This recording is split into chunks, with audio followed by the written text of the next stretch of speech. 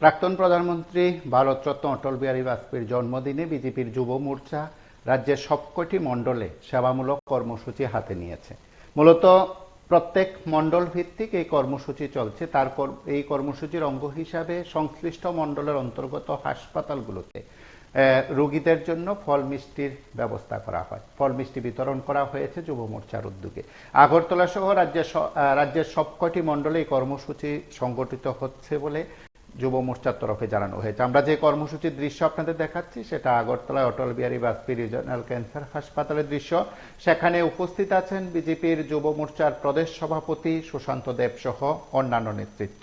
সকলের উপস্থিতিতে এই কর্মসূচি চলছে। রাজ্যের অন্যান্য জায়গায় অন্যান্য নেতৃত্ব উপস্থিত রয়েছেন বলে খবর। আমরা কয়েকটি জায়গার দৃশ্য অবশ্যই আপনাদের কাছে তুলে ধরবো। তার পাশাপাশি আগরতলায় বিজেপির যুব মোর্চার প্রদেশ সভাপতির উপস্থিতিতে সেবা কাজের কিছু অংশ আমরা দেখি, তারপর প্রতিক্রিয়া শুনি। সবাই অবগত আছি, আজকে 25শে ডিসেম্বর আমাদের ভারতবর্ষের প্রাক্তন প্রধানমন্ত্রী ভারতরত্ন আমাদের পার্টির প্রাণ পুরুষ অটল বিহারী বাজপেয়ীজির জন্মদিন। এই দিনটি আমরা বিভিন্নভাবে বিভিন্ন সামাজিক কর্মকাণ্ডের মাধ্যমে আমরা দলীয় তরফ থেকে পালন করে থাকি এবং সরকারের তরফ থেকে এই দিনটাকে সুশাসন দিবস হিসেবে পালন করা হয়।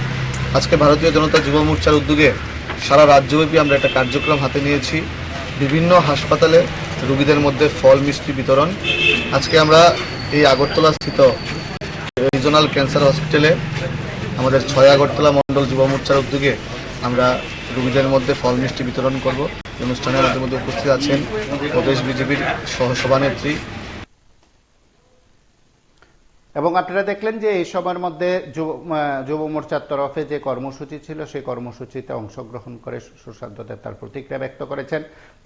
প্রত্যেক মণ্ডলেই সেখানে কর্মসূচি চলছে। মণ্ডল কমিটির উদ্যোগে, সংশ্লিষ্ট মণ্ডল কমিটির উদ্যোগে হাসপাতালগুলোতে রোগীদের মধ্যে ফল মিষ্টি বিতরণ করা হয়। সেবামূলক মানসিকতা যুব মোর্চার এই কর্মসূচি বলে নেতৃত্ব জানিয়েছেন। আপনারা সঙ্গে থাকুন, দেখতে থাকুন PB24।